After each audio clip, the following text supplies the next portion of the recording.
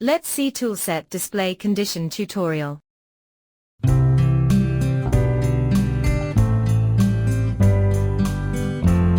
Make sure Enable from Essential Classy tabs.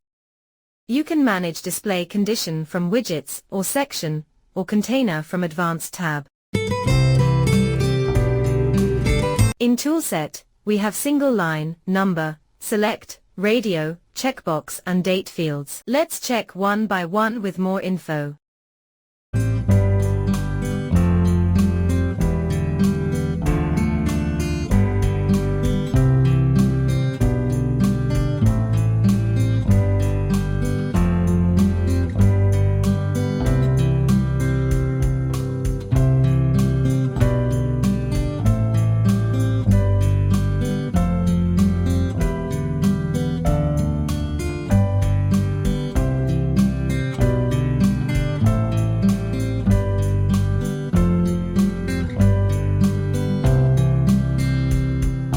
Thank you for watching.